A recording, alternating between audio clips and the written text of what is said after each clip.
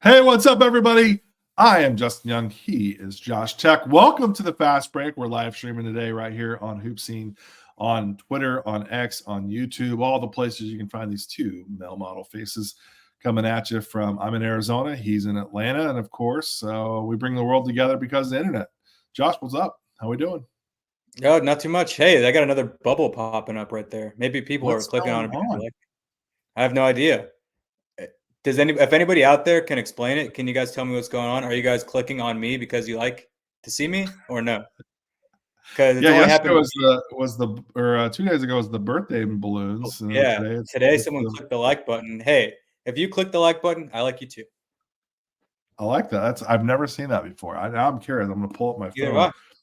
as we're Either way. doing this to see like what's going on because now I'm kind of freaking out in a way. Nevertheless, we'll get it all squared away. We're going to talk about the first round basketball in the GHSA state playoffs, of course. Then we're going to preview the second round of the playoffs in the state of Georgia. I'm trying to figure out how this is happening, and I can't quite understand it. But yeah, I tried to hit an emoji to see if it'd work. It didn't. But anyways, nevertheless, we're going to talk about some of the games that we watched. I was up really late last night. I think I watched about 8 to 10 games. We discussed offline this morning. I don't know if I watched state playoff games, but I watched some games. That's how tired I was in the middle of the night. I know that you did the same thing, which in the first round, it's a lot easier sometimes to kind of sit at master control and kind of go through all the streams and see what you can kind of see, which I thought was pretty interesting. But and then we're going to preview some of the second round games. Now I think the tournament kind of tightens up. We talked about it before in the first one that we got too many brackets and too many teams, which I think leads to too many blowouts in the first round, which none of them really. You're right. It was kind of hard to warrant like actually getting on the road and like putting some travel in to go watch anything, in Well, the for first round. me, that's what I've done in the past is I've gone out to every game, but then like I'll go out, say like if I would have went out to Wheeler last night, that would have been the only game I would have watched. But Yeah, yesterday I was able to watch multiple games from across the state because I could just, as one ended, I could just take a couple notes on the next game and then start and kind of do my thing. well, and I think that's for us the best way to go about doing it. So we're going to talk about some of those games that we watched, some of those standouts. I thought there was a theme last night in the games that I watched that for the most part, most games were all pretty close for the first half, even in the third quarter. But those teams that have the juice to really kind of go into the playoffs pretty deep, that fourth quarter, there was some huge separation between them and the rest of the pack. And that might have been, a combination of depth. It could have been a combination of talent. It could have been just having a dude. It could have been the other team just a little overmatched. A lot of the home teams kind of did that as well, where they kind of created some space between them and the rest of the pack in the fourth quarter. Did you see that in some of the games that you watched where it was, for the most part, pretty close, and then it was like, all right, we're done playing games. See ya. Yeah, I would say so. I would say that was kind of the general theme was that it wasn't as blowout centric as I thought for most of the way. But Yeah. then, yeah, I guess like to put it, I guess in the most polite way, the better team kind of won out towards the end in the games that I watched, at least. Yeah, I haven't had time yet to go through this, but I feel like it was probably 98% chalk in the first round, right? Like the team with the better record Yeah. or the home team probably ran the table. I need to go through and look at that. I like to do that every Or year. in those games that are 2 to 3 seeds, like a lot of the like 2 versus 3, a lot of those are just kind of like washes. Like I think Sure. Hiram might have been the 3 seed, and they went at Chattahoochee, but that's kind of like a pretty even matchup in my book. I think as far as I could tell, the only major upset was Douglas County beating Shiloh. Like that one kind of surprised me this morning. I had to do a double Yeah. take because I was out on that one last Yeah. night. Yeah, that's on my list of games I still need to watch today in my film. So let's kind of go with you. What was the game that impressed you the most, or maybe that you really like? Okay, that's a good game, or that was kind of what I was expecting. Like, what was your biggest takeaway in round one? I think it started for me yesterday with Pace Academy, just how their depth won out for them against Walnut Grove. They had Yeah, 4 players score in double figures, and then LJ Moore had 8 points. So they had 5 of their 6 major contributors finished with almost double figures. And that one, it was kind of their 2025 group that really stood out. Chandler Bing scored 16, and then 2026 forward MJ Madison scored 16 as well, and Eric Chatfield backed it up with 12 points. So if you're looking for the Knights to take a step backward after the senior class graduates, keep looking again because their 2025 group and 2026 group is pretty good as well. Yeah, that was like I purposely tried to watch teams that had like a lot of underclassmen, freshmen, sophomores, guys that I'm really not that familiar with. Like I know a lot of the seniors. I know particularly on Saturday we'll see a lot of those guys in better matchups. So I want to see some of these younger guys in their first real taste of the postseason. That's kind of what I focused in on was these younger teams. That was my I intention. watched. What's that? That was my intention as well. Yeah, it made the most sense to do that. I thought the Lovett at North Oconee game provided a lot of interesting storylines of guys to watch. And we talked a lot about in the last podcast, Justin Wise being a guy that we've known about him for a while now. Like he came to our elite preview camp, killed it, really played himself into the conversation, and was really good as a middle school player. I wouldn't call him a sleeper at all. I tweeted out if you're paying attention, he's not a sleeper, and I think we've been paying attention. I think Lovett certainly got a taste of him last night because that North Dakota team is really good. And it's interesting, too, like if you play for Rick Rasmussen, you're going to be a dude, particularly in the backcourt. Like we saw that during his tenure at Newton. He had great guards. They were one of the best guards. Some of the best guards that have gone on from high school into collegiate play have played for Rick Rasmussen. And to have Justin Wise play there, I would assume for the 4 years under Rass's tutelage, I think Justin Wise is going to be on the super fast track to just an unbelievable player, like can really score, knows how to play. Reminded me a lot of like I'm not saying this is his game, but like Malcolm Brogdon meets Ben Shepherd, and you kind of put those guys together. Like that to me is like Justin Wise is the type of player that I saw and that I keep seeing from him. He was really good last night. Did he do anything to surprise you, or was that kind of the story that you've kind of come to expect for the freshman at North Oconee High School? I would say that his offensive output, his 16 points, was not the surprise at all. Like, I mean, he scored in pretty much every way. He showed his jump shot. He showed his ability to get to the rim, showed his ability to get to the free throw line. But I think his defense, like, he's going to be a guard in the future. But I think right now, because of, his plus size at the position, he kind of plays closer to the basket on defense when they need him to. And he was able to block shots and alter shots and make some defensive plays down there that I was really impressed by. Yeah, good size for a freshman too, and he's one of those guys that we said at last pod. Like you're not a freshman anymore in the playoffs, right? Like you've got 30 games prior under your belt, 25 games under your belt. You know how to play. You know what comes to the stage, and I think we certainly saw that. On the flip side, flipping over to Lovett, Lovett's got some dudes too that they're going to be a team in the future that we know are going to stand out. We talked about it before we even got on the pod today. We were both really impressed with Kingston Whitty. I mean, I felt like every time I looked up, the guy was making a bucket or at least making a play. What were you impressed with him last night? It was shot making, honestly. I was on the phone with somebody just because, there's no audio or, anything I needed to hear on the game. So I was talking to somebody on the phone while I was taking notes throughout the game, and they don't know anything about basketball. And I was like, damn, this kid just keeps hitting shots. So Kingston Whitty kind of got someone else outside of the basketball world got to know about Kingston Whitty's shot making. And it kind of reminded me of what we got to see out of Christian Anderson there for the last few years. Okay. Just like a shot making guard that can go out there and get you a bucket. I mean, Kingston had 24, 25, 26-ish points in that range somewhere. And he kind of led Lovett throughout most of the game before it kind of broke open late in the fourth quarter. Just a sophomore, yeah. Yeah, just a sophomore. And we had to give a shout out to Evan Montgomery for North Oconee. He really held it down below, around the rim, around the basket. Yes.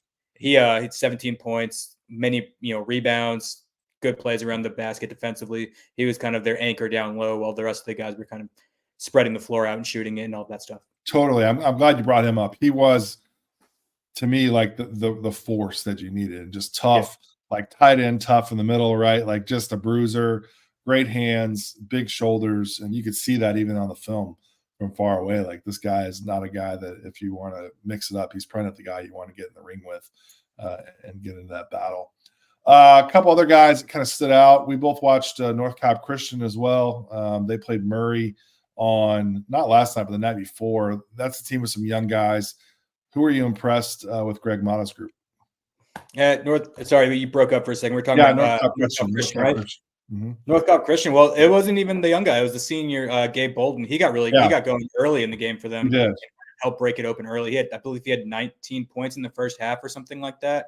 And he was shot making and all of that. And then you got guys, the younger guys like Grant Robich and Brock Bass Bonner. Sorry, that name's gonna be a bit of a tongue twister for me over the coming years. So if I ever mess that up, don't point it Triple out. B.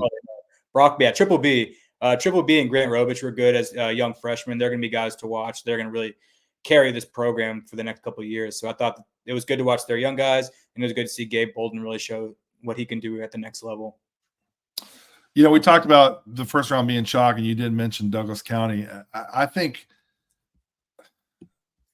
I mean, Douglas County is a team that's, you know, listen, not to take anything away, like they deserve to win that game. But man, to beat Shiloh, like Shiloh was a team that I think a lot of people wouldn't have been surprised to see them make even a push for the Final Four, or at least in the Elite Eight. I would have. I think the Final Four would have been being conservative. I could have had them going to the championship game. Yeah. Biggest upset so far, obviously, of the first round, and we want to give those guys some credit for being able to pull that off. Listen, if you're watching this, let us know down below, like, who did you see? Who did you like? Who do we need to go back and watch some film on? We want to know. So drop that in the comments below right there on X, or if you're watching this on YouTube, drop it in the comments below. We'll make sure we get some eyes on that. We don't have to watch in real time. I watch a lot of film during the day as well. So we plan on doing that on Friday, all day Friday, sitting outside, putting my feet up, enjoying this nice spring weather out here in the desert. So I want to watch some Georgia high school basketball while I'm doing that. Let's move on to the second round, Josh. Now it's starting to materialize, right? Now we're starting to get some of these matchups where, yeah, okay, I will get in the car. I will get on the road, hit the road up on Saturday, see what I can go see. If you had a chance to pick 3 games on Saturday that's must-see basketball in the Peach, give me 3 games that fans need to go out there and check out. Well, luckily, the first game I'm going to bring up is the one that I don't have to drive far in the car to. I can just really drive a few stoplights away, and that's Berkmar at Wheeler. That is a rematch from earlier in the season. Berkmar won that first game, and then now Wheeler is hosting. And, you know, I would say that most of Georgia has come to know at this point, if you give Wheeler a second shot, that's probably going to go the Wheeler way. So I'm really excited to see how that one turns out. I mean, Wheeler's got a lot of young, talented guards, and they got Josh Hill in the middle, and they got Ricky McKenzie out on the wing, going to be able to knock down shots. Berkmar's got plenty of talent per usual. So I think that one's really an interesting matchup. I'm going to go to that one for sure. That's on Saturday. Another one, if you want to see some really good guard play, is Walton at Milton. That's got, you know, those are 2 programs that are perennially in the state playoff picture. That's going to be a really good game for the kind of north side Atlanta crew to go see. And then another one I have is Pace at Holy Innocents. So that's Pace with their pedigree and Sharman White and all of their great players versus Caleb Wilson and Devin Hutcherson at Holy Innocents. So I think that's a really good private school matchup. Those are both private schools, right? Big time. Yeah. Big private school matchup. Both campuses are really nice too. So yeah, inside the perimeter private school matchup, you gotta love it. It's been a matchup over the years that you've definitely got to go see. It's been kind of fun to see those 2 programs really kind of put basketball as a priority for them over the last decade, and then really becoming quite the rivalry. That's the other part too that I love about the state tournament. That here you like Berkmar at Wheeler. I mean, those are historical programs in the state of Georgia. Here it is, the second round. It's Cobb County versus Gwinnett County. These 2 powerhouse, you know, counties when it comes to basketball. So many state championships combined between both of those programs. Some of the very best players that we've seen come out of Georgia over the last, 35, 40 years coming out of those programs. So, I mean, that to me is really what it's all about. And I certainly love to see that, kind of always kind of transpire and really kind of play itself out. For sure. And Big Mekhi Ragland for Berkmar is starting to gain some national attention because he's just so skilled at his size and all of that. So I think this could be another just notch in his resume if he has a really good game and leads Berkmar. Well, that was handful of Josh Hill, who to me has been one of the best really under the radar guys across the country this year. I think Arkansas State got a steal there, really a big time steal. He reminds me actually, like I remember when Jonai Broom was coming up, and he played with us a ton at hoop scene in the spring and the summer, goes to Morehead State, kills it his freshman year. Now obviously is a really important player down at Auburn. Josh Hill reminds me of that kind of value that he can add for Arkansas State right out of the gate.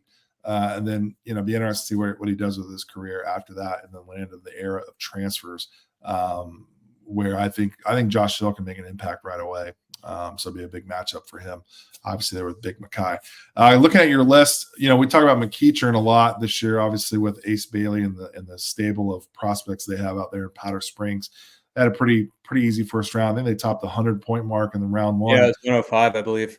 The 105 is that what it was? Everybody gets free chalupas or something like that. And Mount Vernon also topped 100 with 104 win. Did they really? So free chalupas all over the North Metro Atlanta. Yeah. I wouldn't mind a free chalupa. I could take one right now. Newton at McEachern is an interesting one. Obviously, we know the history with both of those programs. Again, another one of those things where it's the I-20. You just go across I-20 from the west side to the east side. You got to love those types of matchups. Yeah. And another style difference, and two of the best coaches, really two of the very, very best coaches that we have in the state going down at 6A, and that's when Jonesboro travels up to St. Pius. That place is going to be probably the loudest gym in the state on Saturday. Yeah, that's going to be one of the best atmospheres for sure. And St. Pius, they might be – I think if St. Pius wins this game, they're going to be a Final Four. They're going to go to the Final Four. But for me, St. Pius is like a year or two away from really being the top dog in 6A because they've got a trio of sophomores who are really good and who are just kind of starting to figure it out. I think by the time that those guys are either juniors next year or seniors the year after, that St. Pius could be really making a push for a state championship. And the thing with Jonesboro, Dan Melman does not care who you are, doesn't care where we're playing. He'll play in the back alley. He'll play in the woods. He'll play downtown at State Farm Arena. It doesn't matter. Like, they will play anybody anywhere. And I would like to actually go back in time to see if Jonesboro's ever played at St. Pius. Maybe they have. I just don't know. But like, to me, like that is, if you're a Georgia hoop head, like truly, like that is an unbelievable game with Dan Millman coaching Jonesboro, Aaron Parr coaching St. Pius, two of the very best coaches that we have in the state. State champions on both of those guys' fingers between their two programs. Monster matchup. And if you are going to that game, if you're coming from the south side, coming up from Jonesboro, you definitely have to get there early, 2 hours early, legitimately. Yeah, I've been there. Not a big gym, and they pack that thing out. They really support St. Pius there. It's going to be a really electric atmosphere for sure. Yeah, hot. Floors get sweaty. It's fun, man. I've been in some fun games in that gym over the years. This one will certainly be one of the better ones too. You talked about Hiram going on the road and winning at Chattahoochee. I actually watched some of that game as well. They're going down to Tri-Cities, and I actually think this is a really sneaky good game. Keon Boyd and his program at Hiram are going to have their hands full with Tri-Cities. Tri-Cities, as you mentioned before, they're young. They've got some studs. Yeah. But they also seem like they have some depth, and that game I think will be really fast-paced down there at Tri-Cities High School. Yeah, it's Tri-Cities is going to lean on their guards, Trey Keith and Malik Johnson. And if those two guys get going, they're going to be hard to stop in the 5A tournament. But Hiram, I mean, they beat Tri-Cities last year at Hiram in a really great game. So I think this could be one that Tri-Cities has circled for a little bit of revenge. I like it. Hey, man, give me a revenge game all day. Yeah. Let's stay close to you. Chapel Hill going to Kell. What can you expect from that one? I mean, Chapel Hill's a solid program in 5A. They're one of the better programs. Ramon Soyoye is one of the better bigs. Sorry, I have to always – that's a name that I have to double check in my head if I'm saying it correctly. A lot of vowels. Yeah, exactly. Ramon's one of the better big men prospects in the state of Georgia in general. So he's going to be looking to give Kell some fits. But Kell is just so deep and so talented. They've been there before. They've won last year. They return all those guys. They have a couple more pieces that have really shown well for themselves. So I think Kell's going to win this one. But it's one that could be a sneaky close game and even could result in an upset. Let's go up the highway up to North Georgia, up to Gilmer, as Hebron Christian travels to Gilmer at 3A. I like that you put this on our list. Yeah. Sneaky fun, man. Sneaky fun. That's going to be fun. You got Blake Wilson at Hebron Christian. He really exploded this summer with ATL pivot over the travel season. He was awesome. I mean, Hebron Christian's been great since he's been there. And Gilmer has Jackson McVeigh, the 7-footer down low. So it's going to be a battle of two forwards to see who can win now on that one. I guess I'm going to give Gilmer the win because it's a little bit of a hike going up to the North Georgia mountains, but we'll see. That can go either way. Have you ever gone to a game in North Georgia, by the way? No, I've driven through it several times, and I love driving through it. But I've never been to a game in North Georgia. You got to do it, man. No, I lied. I went to go see Lafayette game. It was Aiden Hadaway's senior day because he was your guy. Obviously he emerged as one of the more interesting prospects in the state at that point in time, and I figured that place would show out for him on his last day or his senior day or whatever. And it did. That place was crazy that day. That was your absolute guy back in the day. Playing well for Ohio, by the way. Yeah. Playing really well. All right, 2A, we've got Walker at Athens Academy and Eagles Landing Christian at Modell. Listen, the 2A, I think there's always the guys, and I like those are the two games that you have circled. Can Athens Academy handle the size of Walker? It's gonna be Kymel Williams at the guard spot versus Mustafa Diop at the center spot. So it's really gonna be like who's got the better hand going that day. I mean, if you want to watch some prospects, that's a good game to watch. I mean, Mustafa Diop is probably among the 5 best prospects in the entire state of Georgia, regardless of classification. So that's a fun game to watch. And then Elka versus Modell, that's like 2 forwards really going at it. So I think that's gonna be a really good game to watch too. Sneaky good game. If you have a game that we need to watch, make sure you let us know in the comments below. Hit us up on X. Let us know on YouTube. Shoot us a DM if you want to do that. It's totally fine on Hoopsy X, Twitter, whatever you want to call it. Let me know. I got a full open slate. Trying to watch as much as we can. Also on Sunday too, so I'll watch some film, get back in there. I got a lot of more games to watch still from the first round. I need to go watch that upset that we saw with Douglas County over Shiloh. I want to make sure I see why that happened the way that it did. Is there I guess we went through, I was gonna say, is there a matchup that we need to see, like player versus player? But I feel like we tackle a lot of that already, which only means that third round will have even better matchups too, kind of moving forward. So yeah. Got to keep my eyes on Norcross, man. I know they had a season that probably wasn't the year that they probably would have loved to have had, but I feel like them in the postseason is always a team that I never want to play. They've rounded into form recently. I think it was just a lot of new pieces, new faces stepping into larger roles. I think they started to gel late. They had won 5 in a row going into their region championship game against Peachtree Ridge, and they damn near won that game too at Peachtree Ridge, just held on. So Norcross is playing their best basketball of the season right now. So don't look at their record and just count them out, because they didn't start off as hot and as well as they would have liked to, but they've been playing really good basketball as of late. And I mean, it kind of reminds me of the year with London Johnson that they won the championship in 7A. Yeah. They were kind of I wouldn't say that they were middling or anything like that, but they were not one of the immediate favorites when you thought about it. And then they just kind of went through the playoffs and ran through everybody and won the championship. So I think I'm not saying that this team's going to do that, but they could make a little bit of a surprising run. Yeah, and that's why I was saying, man, you always have to be really worried if you're playing Norcross in the playoffs, because Justin McMillan will have those guys prepared and ready to go out there and compete. So, all right, second round, here we come. Busy day on Saturday. We'll be keeping our eyes open on that. A lot of eyes still on the film today and tomorrow, kind of catching up on round 1 as well. Josh, always appreciate your insight. Drive safe, your short drive over there to Wheeler on Saturday, and enjoy the games, everybody. And let us know, again, who we need to watch, who we need to keep our eyes on. We're excited to see that. And, of course, we're excited for our season coming up around the corner. Make sure you go to hoopsy.com/events. Get your program registered today for a tip-off, cup, a jam, any of the things above. Go out there and come out and support us, and we'll support you. Appreciate it. Take care, Josh. Thanks.